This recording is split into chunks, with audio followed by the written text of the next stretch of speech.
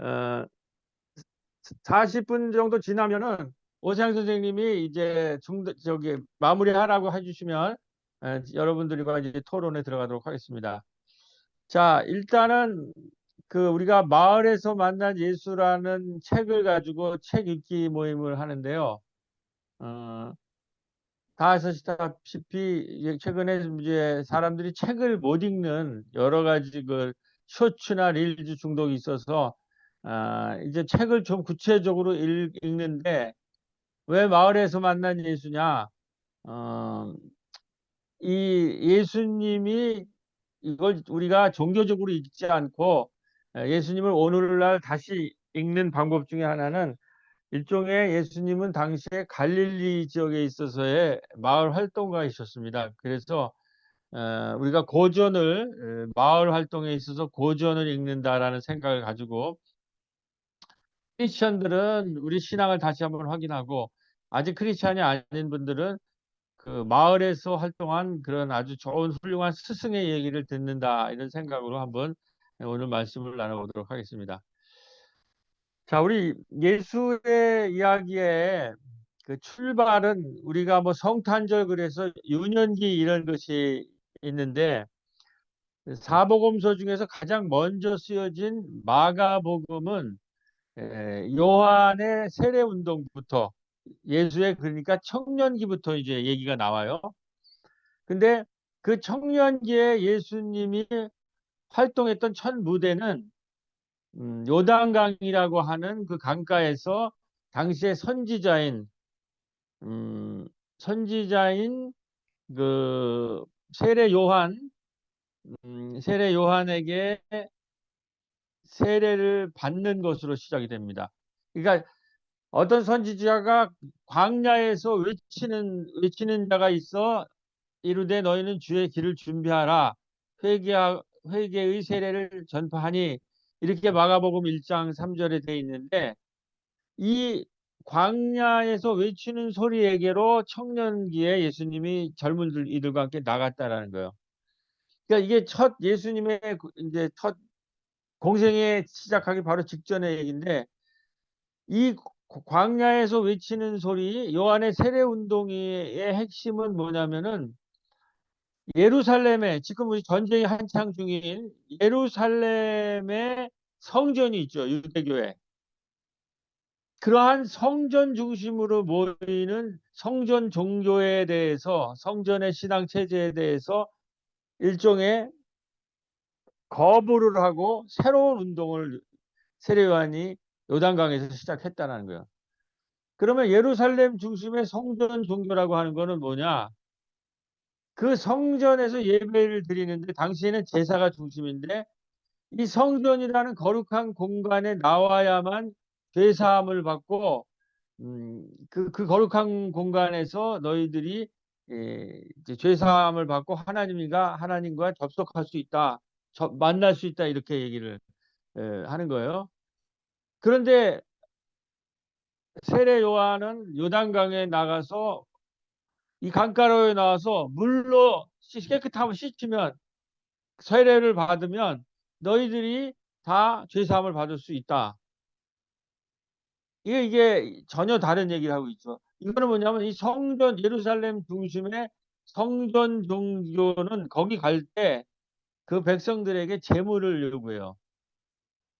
이 제물들 뭐 아주 양을 바치라든지 뭐 비둘기를 바치라든지 그리고 그 성전에 나와야만 죄사함을 받는다 하는 이렇게 이제 구별을 자꾸 얘기를 하는 거죠. 근데 그런 상황에서 이 세례 요한은 값비싼 재물도 필요 없고 또 구별된 어떤 공간이 필요한 것이 아니라 광야에 있는 요단강에 나오면 그래서 물로 깨끗함을 받으면 너희가 다 사해진다. 이랬을 때에 당시에 이 성전이라는 것이 로마랑 결탁을 해가지고 율법이라는 지배 도구나 성전이라든지 거기에는 원로원 사내들인 이게 다 결탁을 해서 불의한 백성들을 억압하고 착취하는 이런 제도로 종교기관이었지만 이런 역할을 했기 때문에 여기에 대해서 새로운 세례 요한을 중심으로 한 세례 운동이 일어났고 그 당시에 많은 젊은이들이 이제 거기로 나간 거예요. 그런데 이제 요한이 잡혀서 죽게 되는 운명에 있자 젊은 예수는 예루살렘에서 요한이 광야로 나갔다면 이 광야에서 마을로 갈릴리 마을로 찾아 들어가는 거예요. 그러면서 때가 찼고 하나님 나라가 가까이 왔으니 회개하고 복음을 믿어라. 그러니까 우리 마을 활동을 하시는 분은 예수님이 이미 예루살렘 성전의 중심에서 광야로 나간 세례 요한한테 나갔다가 갈릴리 마을로 들어왔다라는 거죠. 자, 그러면 이제 갈릴리 들어와서 하나님 나라라 예수님의 운동의 핵심 이름은 당시에 종교적인 그런 그 언어가 있었기 때문에 하나님 나라 운동이라고 하는 거였는데 그 하나님 나라가 뭐냐라는 것이 이제 이 갈릴리 마을에서 본격적으로 이제 펼쳐지기 시작하는 거예요. 자, 그래서 이제 우리 성경 본문을 보면 예수님이 이제 공생에 출발하기 전에 1장 29절에 보면 마가복음에 회당에서 나와 곧 야고보와 요한과 함께 시몬과 안드레의 집에 들어가시니 이렇게 돼 있어요. 그러니까 예수님도 유대이니까 처음에는 회당에 안식일에 1장 21절에 보면 회당에 들어가서 가르치심에 이렇게 돼 있거든요. 그런데 그 종교기관이죠. 요즘 말로 교회에 들어갔는데 거기에 마가복음은 어떻게 되냐? 그 종교기관인 회당에 귀신 들린 사람들이 있다는 거예요. 거기가 종교기관이었지만 여러 가지 문제가 있다는 걸 얘기해요. 그래서 거기에 있는 그 귀신들을 내쫓고 그 회당에서 나와서 야고보와 요한 제자들과 함께 시몬과 안드레의 집이라고 하는 것은 베드로 있죠. 수제자 베드로의 장모의 집으로 들어가는 거예요. 자, 여기서부터 이제 굉장히 중요해집니다.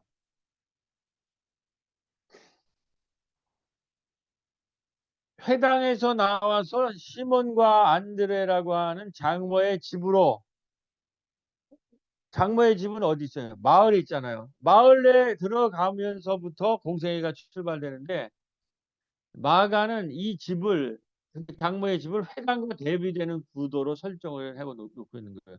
그러니까 회당에서 나와서 종교기관인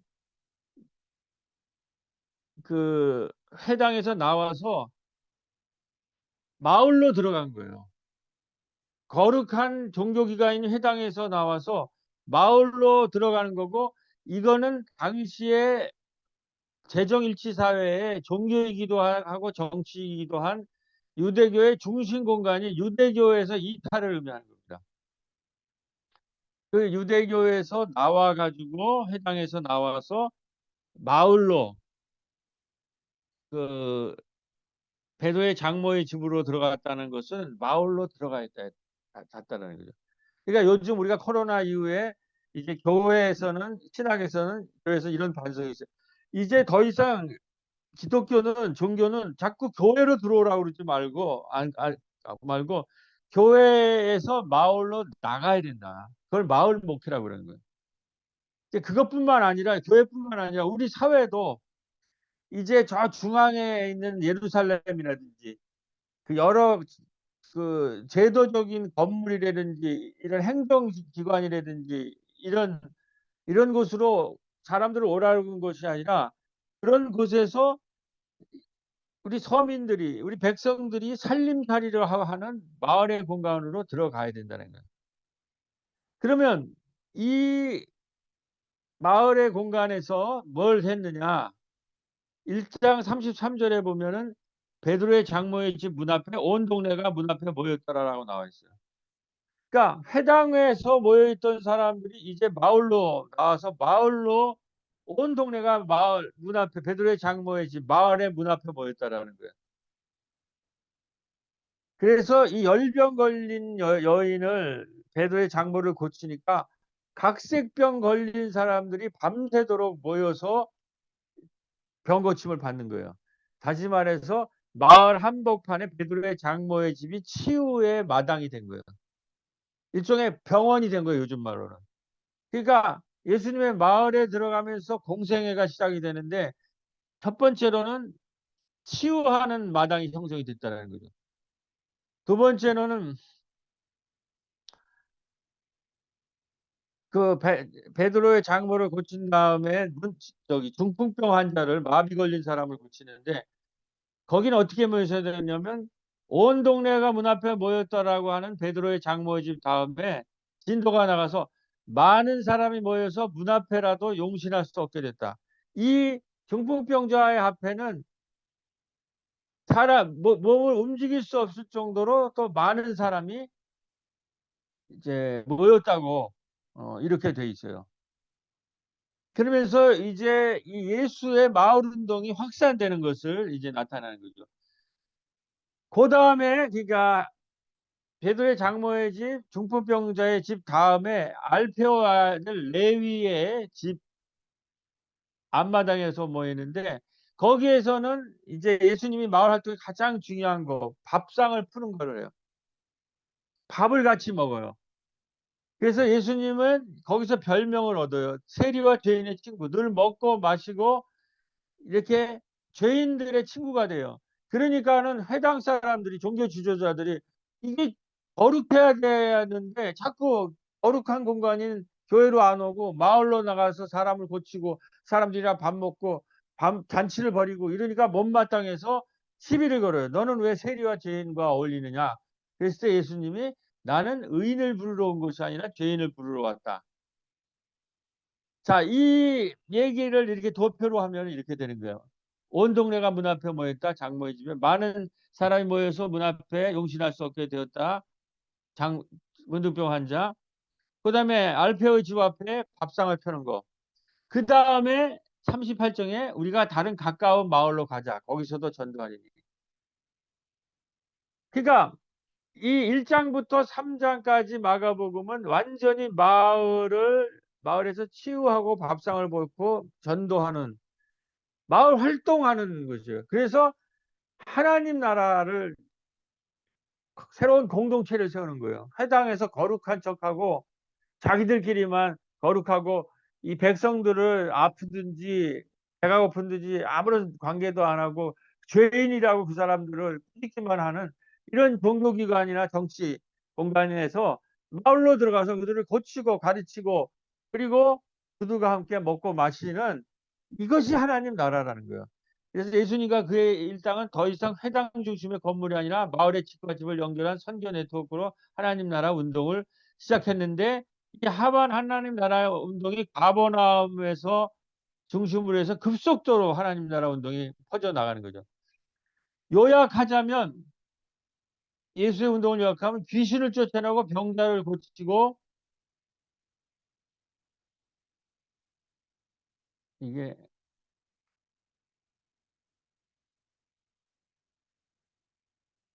밥상을 펴시고 그리고 가르치시는 운동이래요. 근데 당시에 마을의 상황은 어떠냐면 우리가 예수의 이야기를 보면은 예수 오기 전에 낡은 마을의 생태계는 사람들이 전부 고립 잡혀돼 있어요. 이거를 성서에서는 문둥병이라고 그러는 거예요. 문둥병 고립돼 있잖아. 중풍이라는 건 마비된 거예요. 손이 오그라든 사람들이 위축돼 있다는 거예요. 죄인은 공포에 시달리고 있어요. 지금 우리 마을 사람들이나 우리 백성들도 이렇게 고립되고 마비되고 오그라들고 불안 공포에 떤다는 거죠. 이거를 귀신을 쫓아내고 사람을 치유하셨다라는 성경은 이 사람들을 고쳤다라는 거예요. 여기서 귀신을 쫓아냈다는 건 요즘 말로 정치적으로 아주 악한 정치 세력을 쫓아냈다라는 거예요.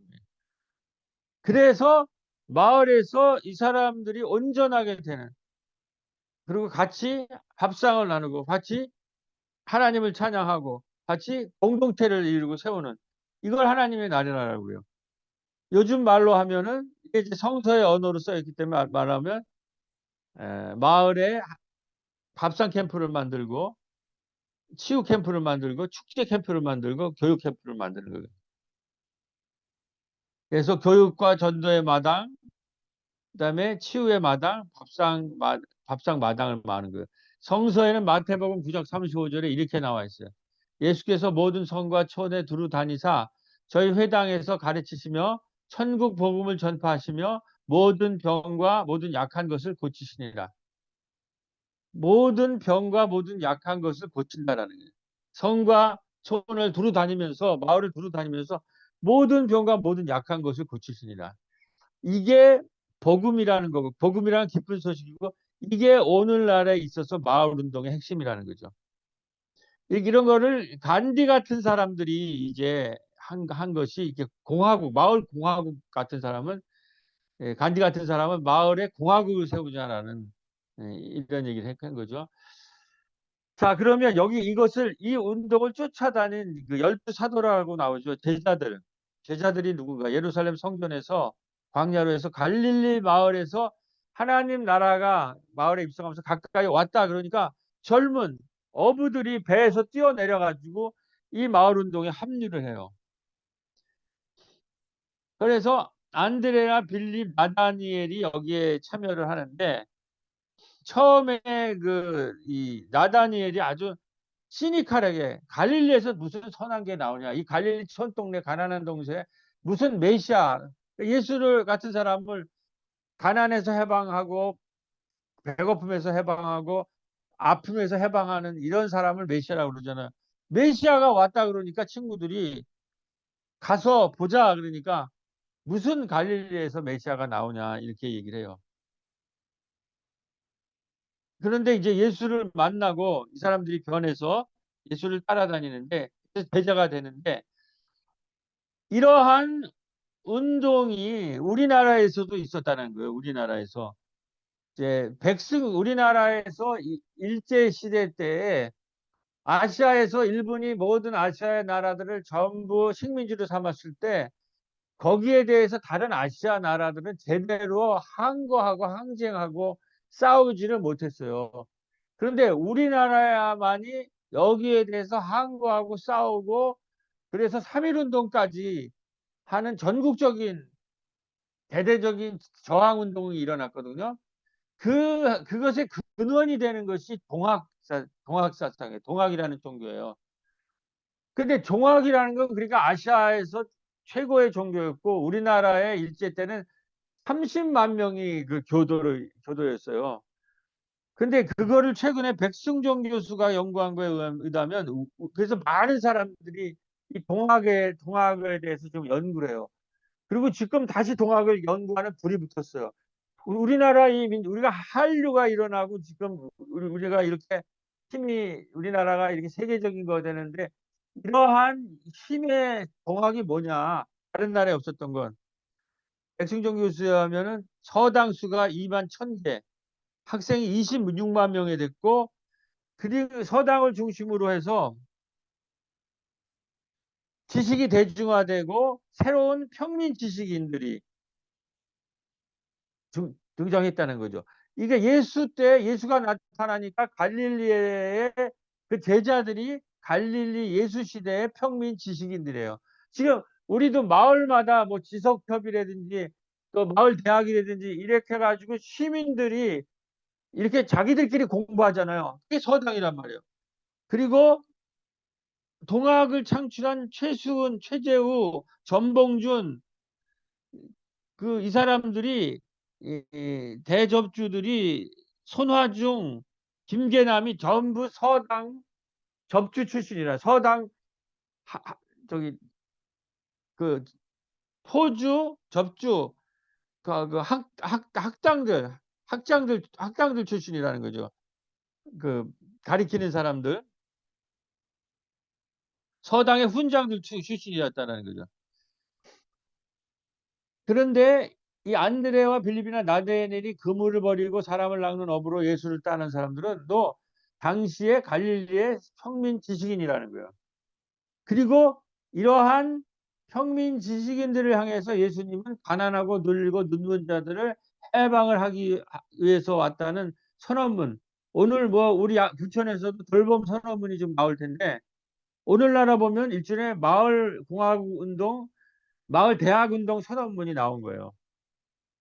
그러니까 우리가 이미 동학을 일으키는 그 평민 지식인들이 동학을 세웠듯이 두레나 학당을 중심으로 덴마크에는 19세기에 위대한 평민을 기르는 덴마크 자유교육, 이러한 것이 일어나서 지금 세계에서 덴마크, 핀란드가 가장 그 마을 대학에 교육이 잘 돼 있다라고 하는 그 행복한 나라라고 된 것이, 이 그룬투비라고 하는 목사가 이 평민 지식인 운동, 우리 지금 마을 곳곳에서 일어나는 마을 대학, 뭐 지속협의 학당들, 이런 것들이 일어났듯이 벌써 18세기에 평민 지식인을 키우는 사람들이 학, 이- 학당을 만들고, 이 사람들이 중심이 돼서 이미 동학운동을 세우고 3.1운동을 세우고, 그것이 광주 촛불까지 이렇게 이어지는 이 흐름을 지금 잇고 있다라는 거예요. 요거는 지금 시간이 없기 때문에 이제 한강에 지금 요번에 노벨상이 조금 있다가 토론 시간에 얘기하고, 자, 그런 흐름에서 이제 약대동에서 제가 이제 38년 전에 이제 내려와서 마을에 이렇게 학습 생태계를 만들고 복지 생태계를 만들고 치유 생태계를 만든 거죠. 이거는 예수님 하던 거를 그대로 마을 운동에서 했던 거죠. 그리고 지금 코로나 이후에는 우리가 예수님의 그 운동을 보면 핵심이 마을 스타일이 됐어요. 강남 스타일, 즐겨 먹고 마시고 세리와 죄인의 친구가 돼서 마을의 공동체를 지키는, 우리나라 전통은 마을의 마당을 만드는 거예요. 그래서 광야, 세례 요한의 광야랑 예수님의 마을의 운동의 차이가 뭐냐? 세례 요한은 광야에서 독사의 자식들아 회개하라고 하는 예언자적으로 심판과 장성곡의 분위기예요. 근데 예수님은 즐겨 먹고 마시는 결혼식 잔치 분위기예요. 세리와 죄인의 친구고, 그래서 마당극을 펴고 마당에 잔치를 만들고 잔치를 펴는 거예요. 우리가 젊었을 때 즐겨 부리던 이 세상이 창조되던 그 아침에 나는 아버지와 함께 춤을 췄다. 춤춰라, 어디서든지 힘차게 멋지게 춤춰라. 나는 춤의 왕, 너는 어디 있든지 나는 춤속에 너를 인도하려다. 이렇게 춤의 왕으로 오셨다라는 거죠. 자, 그래서 우리가 2024년에도 우리가 추수감사절 잔치를 벌이고, 어제 지난주에는 순환 강털 열렸는데 아주 그냥 축제적 분위기에서 열려졌습니다. 그러니까 예수님이 마을에서 활동한 것을 우리 전통으로 해서 다시 하면 일종의 마당극을 펼친 건데, 마당극은 제가 젊었을 때 이 마당극 공연을 했거든요. 대학에서, 우리 학교에서.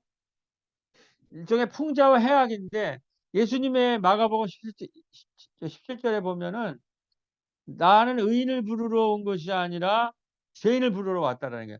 이게 말뚝이의 대사와 비슷해요. 이 양반을 이게 놀리고 풍자하는. 그러니까 이 회당 사람들은, 거룩한 사람은 자꾸 너 왜 죄인들이랑 노느냐 그러고 예수님을 비하하려고 그러는데, 나는 의인이랑 놀러 온 게 아니라 난 죄인들이랑, 창녀와 세리와 죄인들과 마당극을 펼치러 왔다. 그 다음에 세례 요한은 금식하고 아주 경건한 사람이에요. 밤낮 금식하고 거룩하고 이런데, 왜 너는 세례 요한처럼 금식하지 않냐 그러니까, 신랑이 왔을 때는 금식할 필요가 없다 그래요. 그래서 예수는 즐겨 먹고 마시는 세리와 죄인의 친구가 되니까, 사람들이 예수는 왜 저렇게 맨날 먹고 마시느냐 그래가지고 비난을 했다라는 거죠. 그랬을 때 예수님이 죄인을 부르러 왔다. 그리고 지금은 신랑의 잔치대라고 하는 것. 이러한 것들이 이 양반의 이 지배자들을, 가진 자들을 풍자하면서 새로운, 함께 먹고 마시고 함께 나누고 함께 공동체를 세우는 예수 공동체로 됐는데, 여기서 고침을 받는 나병 환자 같은 사람은 예수를 만나서 고침을 받거든요. 많은 사람들이. 그런데 예수가 소문을 내지 말라 그러는데 예수 말을 안 들어요. 고침을 받은 사람. 그 소문을 내 가지고, 예수는 소문을 내면 이 지배자들, 검찰이라든지 이런 사람이 붙잡혀서 죽게 되거든요. 그래 가지고 이 여기에 있는 마을 주민들이나 고침을 받은 이런 사람들이 예수가 절대가 되는 게 아니라 예수의 말을 안 들으면서 그 사람들이 마을의 주민이 되는 거죠. 예수한테 고침을 받는 사람들이.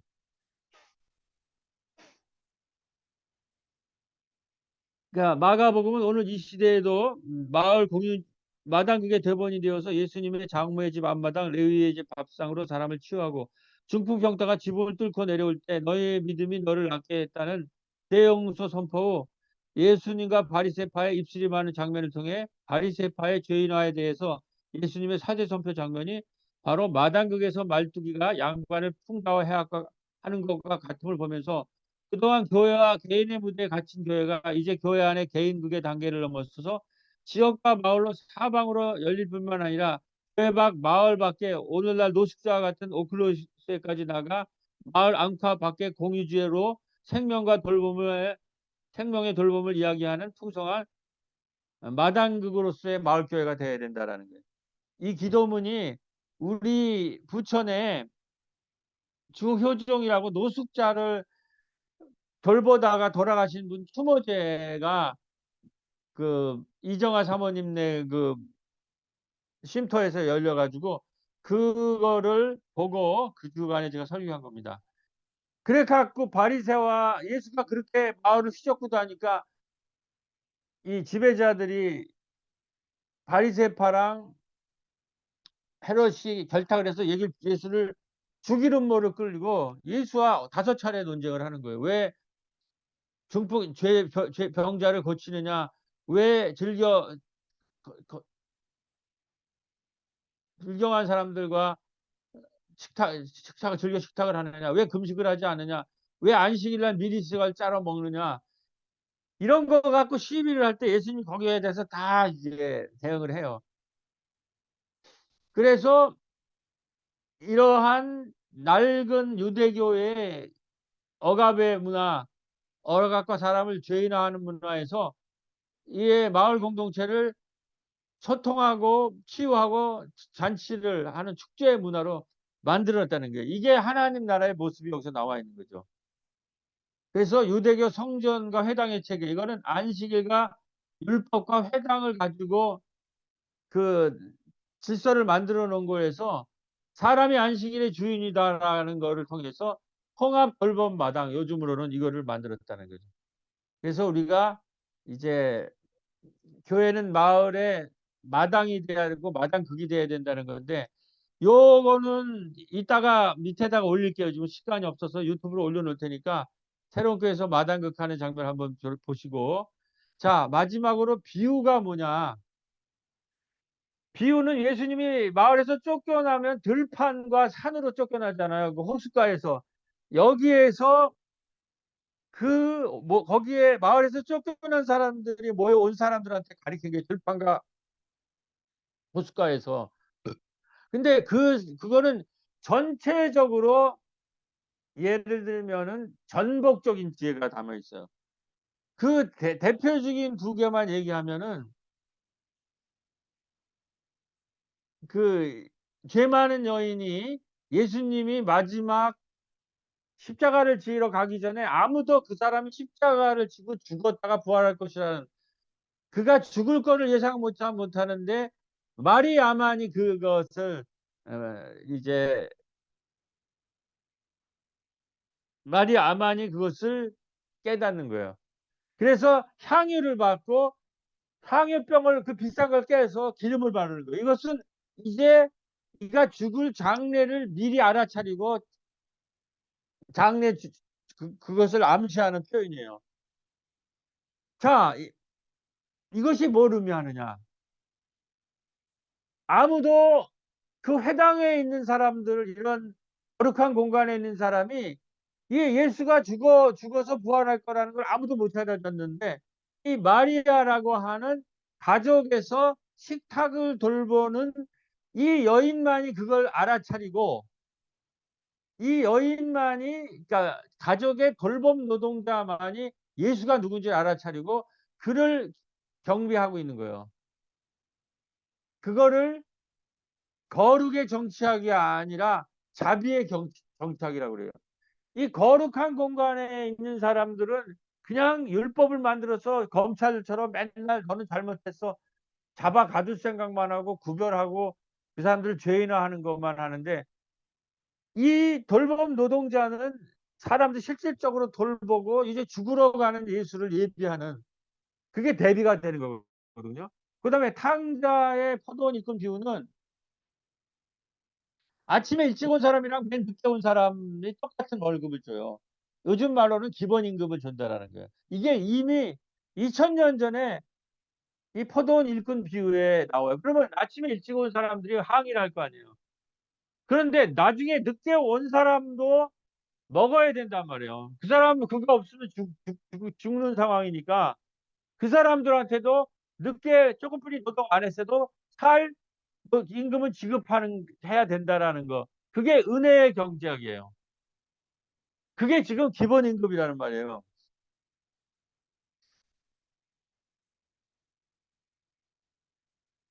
그래서 마을에서 만난 예수에 이게 이제 나와 있습니다. 이 책이 이 뒤편에. 누가 더 일찍 얼었느냐, 누가 더 모범이냐, 누가 더 봉사를 많이 했느냐라고 하는 그런 능력주의가 아니라 은혜와 자비를 이 비유에서 보여주고 있는 거예요. 나중은 자가 먼저 되고 약한 자가 강해지고, 그리고 모두 함께 사는 그런 은혜의 경제학, 그다음에 자비의 정치학, 이것을 비유해 주는 거고, 이 비유에 이제 아주 하이라이트는 뭐냐면 하나님 나라가 뭐냐 이랬을 때에 이 소위 말해서 유대인들은 제일 좋아하는 나무가 이 레바논의 백향목이에요. 이거는 높이가 40m가 3,000살까지 살고 200m 이상 자라는 거예요. 그러니까 얼마나 이 하나님의 영광을 상징하는 거예요. 이거를 이제 거대수라고 그래서 우주수라고 그래서 이걸 흠모했는데, 예수님의 하나님 나라는 이러한 레바논의 백향나무처럼 200m 자라고 300살을 살고 400m 3 저기 400 3000살까지 40m까지 올라가는 이런 거대수가 아니라 들판에 있는 동네에 있는 겨자씨 같은 작은 나무가 하나님 나라가 된다는 거예요. 그러니까 예수의 하나님 나라는 유대인의 거대한 우주주인 백향목이 아니라 한낱 잡초에 불과한 풀의 세상, 즉 우리의 일상의 마을 공동체에 임하는 새로운 세상을 의미하는 거예요. 한국에 이러한 겨자씨가 있는데 그거는 쑥이에요. 쑥은 작고 보잘것없어서 마을 동네에 있는 보잘것 없는 건데, 어디 나피는 쑥이 한번 들어가면 그 일대를 쑥대밭으로 만들어. 쑥대밭. 이게 민초들의 힘이고 겨자씨의 힘이고 이게 작은 마을 공동체의 힘이라는 거죠. 이게 예수가 보기에는 하나님 나라라는 거예요. 네, 제가 여기서 마치겠습니다. 예, 여러분들 얘기할 시간도 주는데 아주 굉장히 열악한 상황에서 지금 보이지 않는 상황에서 하여튼 일단 제 얘기는 마치고 여러분들 의견, 또 여러분들의 생각들을 좀 듣도록 하겠습니다. 네. 자, 이제 여러분들이 이상 느낀 점 한마디씩 좀 듣고, 그다음에 몇 가지 얘기는 좀 주제에 대해서는 한번 좀 토론하는 그런 시간을 갖도록 하겠습니다.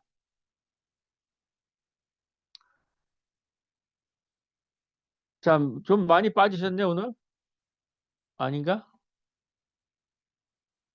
신은희 선생 들어왔고, 오세영 선생도 있고, 또 위에 계시네요. 임중환 교수님 들어오셨네. 자, 우선 뭐, 좀 익숙하신 김현자 권사님이나, 이문 선생님이나 정성 선생님이 좀 말을 열고, 한마디씩 다 소감은 얘기할 거예요. 그리고 토론을 이제 출발할 텐데.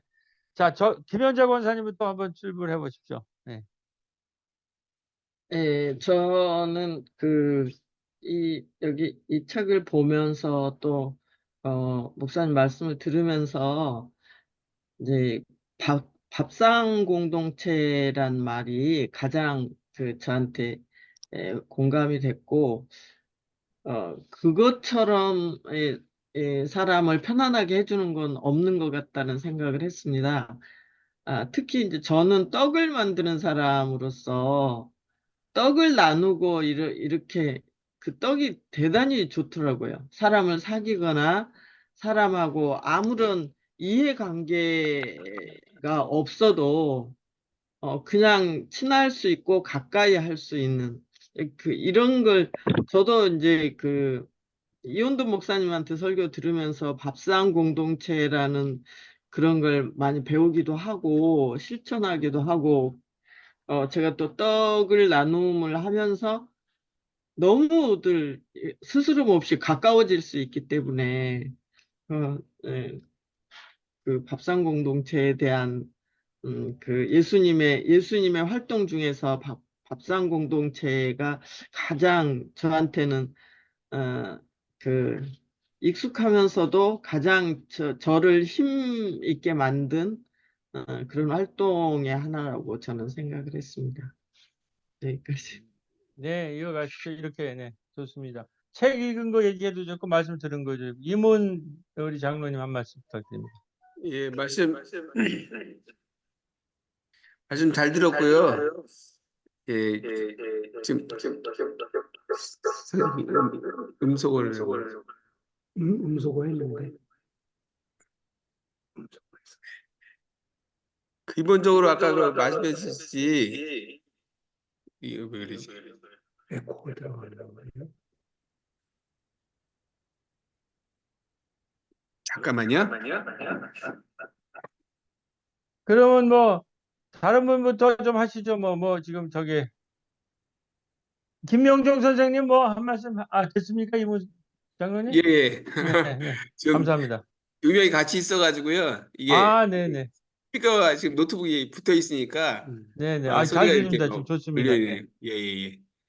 일단 그 목사님 말씀하셨듯이 교회가 그 지역사회로 나가는 것에 대해서 저는 굉장히 바람직하다고 생각을 하거든요. 이게 지금 저도 뭐 우리나라 교회가 이제 교회가 이렇게 규모가 커지고 그다음에 교회 건물 위주로 가고 이런 것들이 사실은 저희 기독교인들도 봤을 때도 바람직하지 않다고 생각을 하고 세상 속에서도 세상 사람들이 볼 때도 그렇게 썩 바람직하지는 않다고 보는 분들이 많잖아요. 저는 기본적으로 그렇게 가야 될 것 같고 더 나가서 교인들도 교회 물론 당연히 이제 교회라는 곳에 어떤 에너지를 집중을 해야 되겠지만 지역사회에서 하나씩 이렇게 섬기는 일들을 좀 하면 어떻겠는가 라는 기본적인 생각을 하고 있거든요. 그중에 뭐 저도 그런 실천을 좀 하려고 노력을 많이 하는데 지금 저는 목사님 볼 때마다 존경스럽습니다. 제가 10년 후에 20년 후에 목사님 연배 되실 때 제가 그걸 계속 이어갈 수 있을까라는 고민을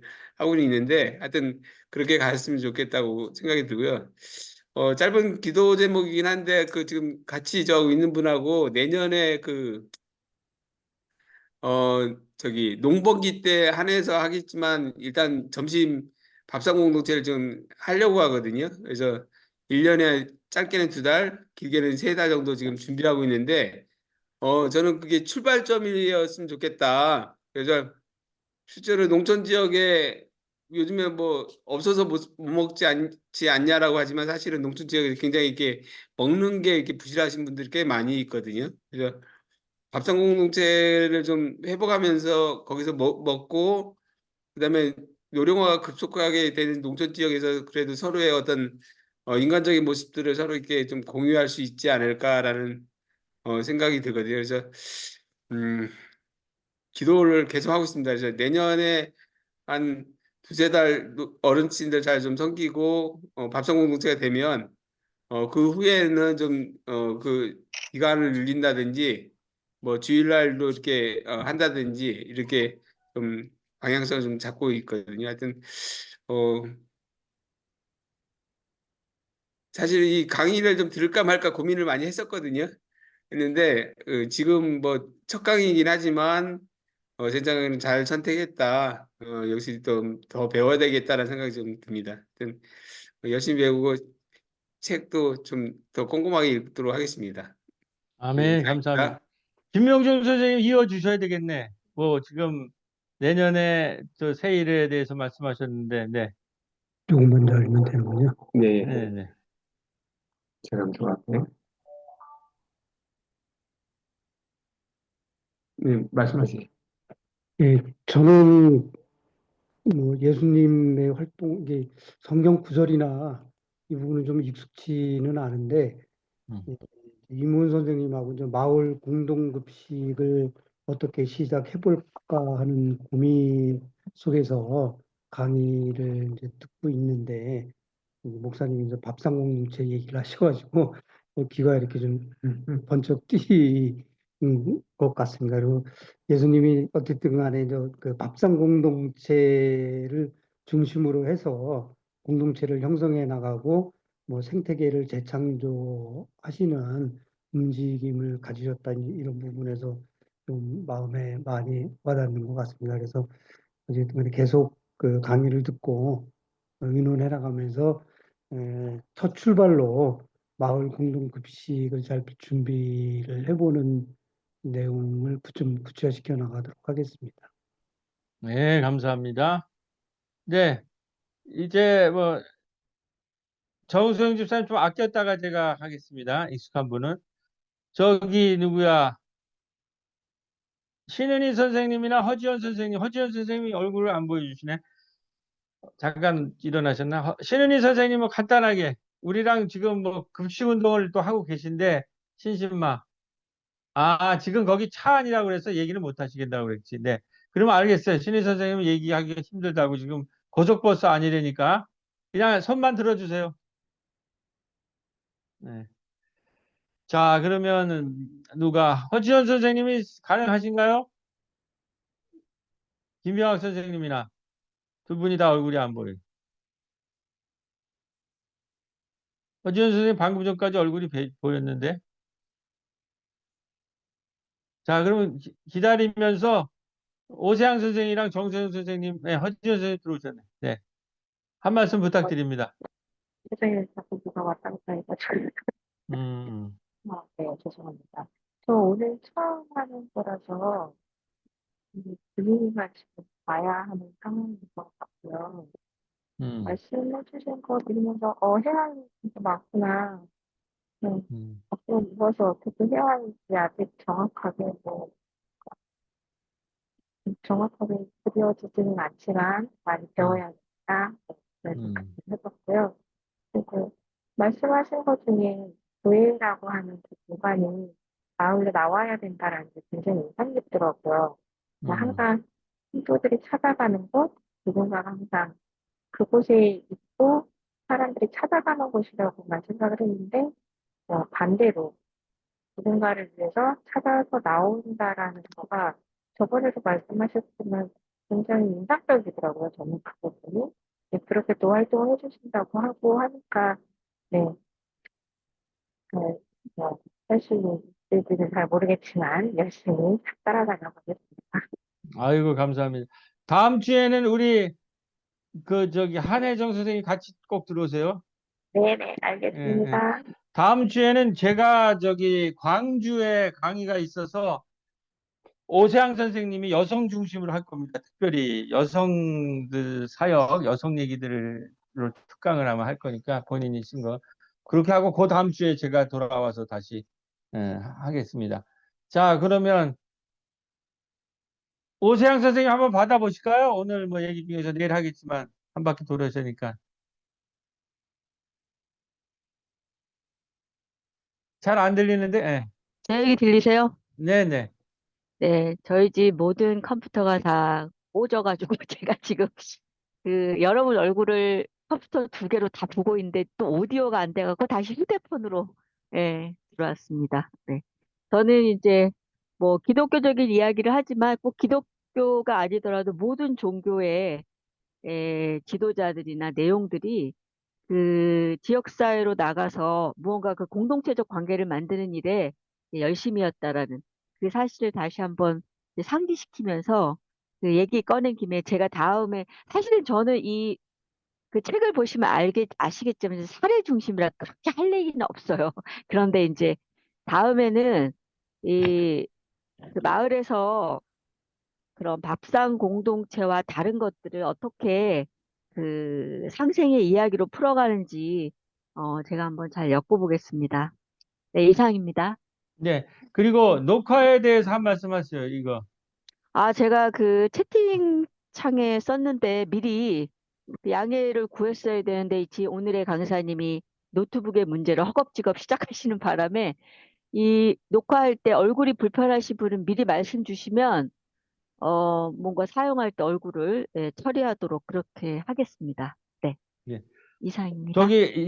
저기 뭐 이런데 혹시 알레르기 반응이 있으신 분이 있어요? 내 얼굴이 왜 나오냐 그런데 이거 교육용이고 이거 전파되면 좋은 거니까 하여튼 그럼에도 불구하고 좀 그렇게 생각하시는 분은 알려주세요. 네. 오늘 못 오신 분들은 이제 녹화본 어, 보시길 보여야 원하시니까 아마 되니까. 제공을 어. 네, 그러면 이제 정서영, 김병학 이렇게 또 정서영 우리 선생님, 이제 김병학 선생님 한 말씀씩 소감하고 이제 한번 하나를 가지고 토론 한번 해봅시다. 예. 스피커가 안 켜져 있어요, 정 집사님. 스피커가 안 켜져 있어요, 지금. 소리 음소거 돼 있어요. 네, 네, 네, 제가 마지막에 하기에는 부담스러우니까 먼저 하겠습니다. 네, 일단 성서적인 면을 이제 제가 이렇게 신앙인이기 때문에 봤는데, 구약에도 사실은 저희가 희년 공동체라는 말을 하잖아요. 희년이 있었고, 또 그 가족관계법이라는 게 있어서, 어, 서로 힘든 것들을 도와주고, 서로 빚을 탕감해주고, 또 아니면은 그 가족 공동체의 재산을 지켜주는 이런 것들이 있었잖아요. 그런데 예수 시대에 가면 이것이 되게 율법 중심이 되고 성전 중심이 되면서 그 종교 지도자들이 그거를 이제 잠식하게 되죠. 다 그것들을 이제 좌지우지하게 되고 사실은 실질적으로 희년이나 가족관계법 같은 것들이 유명무실해진 거 아닌가요? 음, 그래서 사실은 지금 현재 우리나라 기독교가 이렇게 대형 교회 중심으로 가고 교회 중심적으로 가고 개인 구원이나 뭐 이런 쪽으로 치중이 되면서 우리가 지금 오늘 이 책을 통해서 배운 예수운동이 바닥에서부터 솟아나오는 자생적인 공동체 운동이었다라는 사실을 우리가 전혀 깨닫거나 생각하려고 하지 않는 부분이 있는 것 같아요. 그래서 우리가 이런 것들을 좀 더 이런 성경 지식에 대해서 또는 이런 깨달음에 대해서 우리가 어떤 사고를 좀 더 확장하고 배우려고 하는 움직임들이 더 있어야 되겠다라는 생각이 들고요. 또 그런 움직임이 없으면 우리가 하는 어떤 운동이나 행동들이 그냥 어느 순간에 멈출 수도 있잖아요. 철학이 없는 행동처럼. 그래서 이런 것들을 좀 우리가 어, 이런 가치관, 경제 개념 이런 것들을 아까 목사님이 말씀하신 예수의 경제는 그 말씀이 참 어떻게 보면 굉장히 쉬운 듯 어려운데요. 은혜의 아까 그러셨죠. 은혜의 경제학, 뭐라셨죠? 은행 은혜의 경제학. 경제학. 그다음에 자비의 정치학 그러셨는데 그 말이 되게 가슴에 와 닿으면서 우리가 참 이거를 늘 기억하면서 이걸 바라봐야겠다 하는 생각이 들고요. 제가 이제 활동하고 있는 제가 몸담고 있는 그 돌봄은 이제 어르신 돌봄인데, 음, 아까 밥상 공동체를 저희도 하고 있습니다. 제가 대물림을 받았는데요. 그걸 하면서 느끼는 거는, 어, 저희 봉사하는 사람으로서 느낀 거는, 이거는 우리 개인의 봉사자나 어떤 사람들의 지혜와 능력으로 되는 것이 아니라, 어, 하나님을 향한 믿음과 우리의 헌신으로 지금 하고 있다라는 고백을 저희가 합니다. 또 신앙이 없으신 분들도 개인의 능력으로 한다기보다는 의미 있는 우리가 하고자 했던 그 의미, 철학적 의미를 우리가 되새기면서 본인의 어떤 능력이 이렇게 자꾸 독보적으로 이렇게 발현되는 것을 경계해야 되지 않을까 하는 생각이 좀 듭니다. 그리고 저희 그걸 하면서 저희가 그런 고백을 할 수밖에 없었던 게 아, 이게 되더라고요. 없이 시작을 해도 채워지고 움직이고 시작을 일단 하고 발을 들이면 걸어갈 수 있게 되더라고요. 그 힘이 그런 일을 준비하시고 계획하시는 분들에게도 좀 용기가 되고 자꾸 활력제가 됐으면 좋겠습니다. 그다음에 저희의 네. 저의 고민인데요. 이러한 밥상 공동체를 통해서 오세영 선생님이 다음 주 얘기하신다고 했는데 과연 저희의 돌봄 모임에서는 이 밥상 공동체를 통해 어떠한 것들을 우리가 좀 더 생각하고 어떠한 방식으로 우리가 좀 더 성장하고 어떠한 모습으로 우리 하나하나가 행복해질 수 있을까라는 것들을 이제 좀 더 고민해 봐야 되지 않을까. 그냥 한 끼 밥상을 나눈 것만으로 끝나지 않고 거기서 우리가 무엇을 더 공유하고 어떠한 마음을 더 공유하며 어떠한 공동체의 모습으로 우리가 지어져 가서 피차 행복한 자리가 되게 만들 수 있을까라는 것들을 좀 고민을 네. 해보고 있습니다. 예, 아유, 감사합니다. 자, 다음 주가 제가 지금 광주 광신대 강의를 가서 이 시간을 저거 하는데, 그 시간에 이제 할 아주 좋은 과제까지 우리 정선 선생님까지 과제해 주십니다. 여성들이나, 그러니까 지금 모든 게 지금 저기에서 출발하는 것이, 밥상 공동체에서 출발하는 거를 어떻게 이제 통합 돌봄까지 이끌고 갈 거냐, 그런 거가 아마 다음 주에 좀 여성들 중심으로 해서 되면 좋겠고, 그 사이에 늦게 최입할 목사님이 아마 어디 이동 중에 하시는 것 같아요. 참여를 좀 하고 계시고요. 그래서 제가 이제